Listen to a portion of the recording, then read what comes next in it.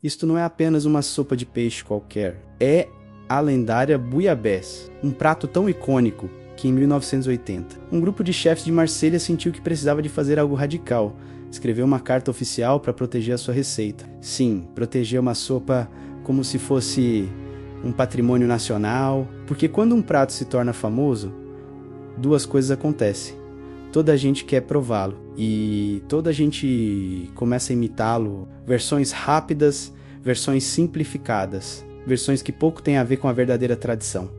Mas hoje não. Hoje vamos fazer a verdadeira bouillabaisse passo a passo, sem atalhos, sem compromissos. Vamos trazer o sabor autêntico do sul de França diretamente para nossa cozinha. E se ficarem comigo até o fim, vão perceber por que é que este prato simples de pescadores se tornou uma das sopas mais famosas do mundo. Antes de acendermos o fogão, precisamos de entender uma coisa. A bouillabaisse não nasceu num restaurante elegante. Nasceu no porto, nos cais de Marselha, uma das cidades mais antigas e vibrantes do Mediterrâneo. No final do dia, quando os barcos regressavam da pesca, os pescadores vendiam os melhores peixes no mercado.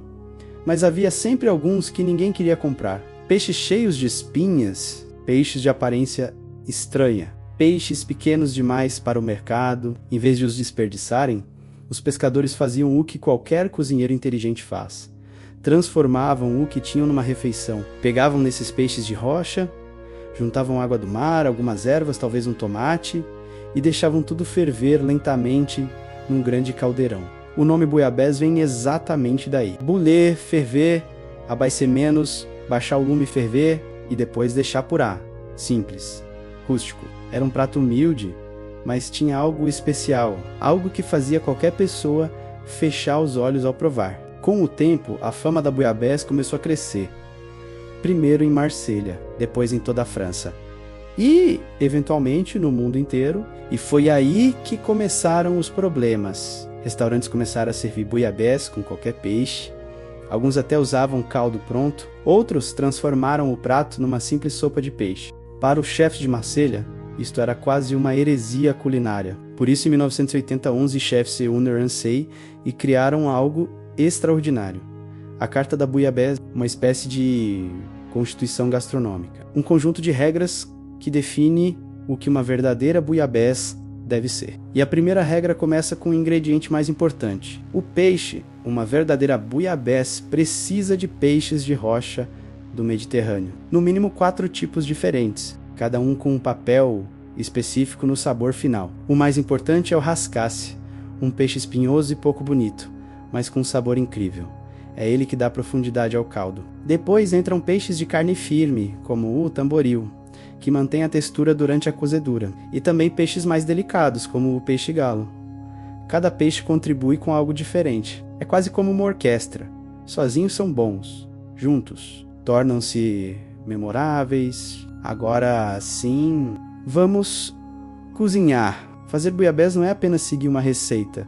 É quase um ritual. E como em qualquer boa cozinha, tudo começa com mise en place. Ingredientes preparados, utensílios prontos e uma panela grande de fundo pesado. Reguem generosamente com azeite de excelente qualidade. Quando o azeite começa a aquecer, entra a base aromática. Cebolas picadas, alho porro e o ingrediente muitas vezes esquecido, mas absolutamente essencial. Funcho fresco. O funcho traz um aroma ligeiramente anisado, que é uma das assinaturas da bouillabaisse. Deixem os vegetais suarem lentamente, sem pressa. A cozinha começa a cheirar a Mediterrâneo. Agora entram os tomates maduros, sem pele, sem sementes. Deixem-nos cozinhar até começarem a desfazer-se completamente. É aqui que o caldo começa a ganhar corpo.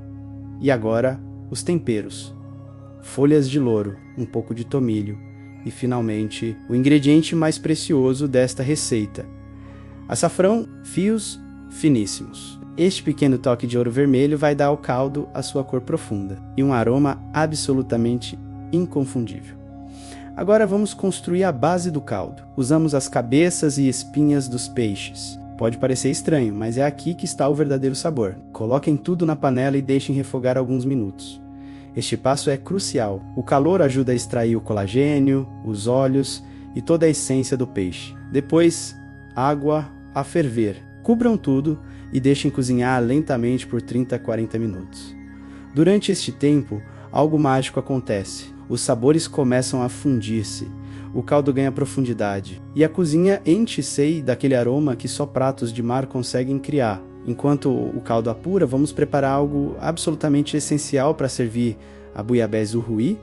Se o caldo é a alma da sopa, o uruí é o coração picante. Comecem com alho esmagado e um pouco de sal. Juntem gemas de ovo, um toque de açafrão e pimenta de caiena.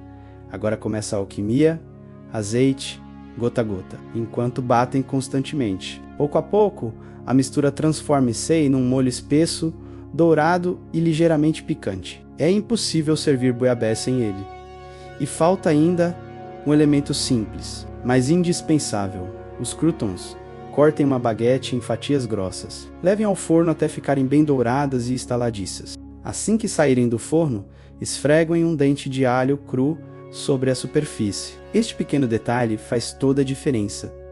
Agora voltamos ao caldo. Passamos tudo por um coador fino, pressionando bem os sólidos. O que cai na panela é um líquido dourado, intenso, perfumado.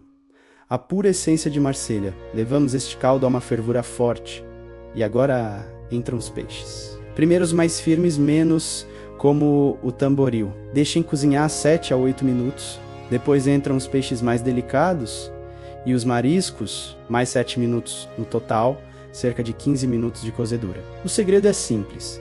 Os peixes devem ficar cozidos, mas nunca secos. E agora chega o momento mais especial, o ritual de servir. Porque uma verdadeira buiabés não é apenas um prato, é um evento à mesa. Primeiro, servimos o caldo fumegante, dourado, em pratos fundos.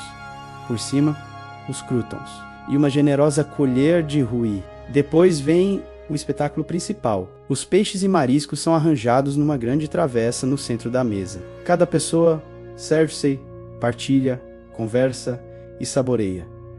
E aqui está, a verdadeira buiabés de Marselha. No caldo sentimos a profundidade do mar, o perfume do açafrão, o toque aromático do funcho. É um prato poderoso, complexo e profundamente tradicional. Sim, dá trabalho, mas o resultado é uma das experiências culinárias mais gratificantes que podem sair de uma cozinha. Este não é um prato para uma torquifera qualquer.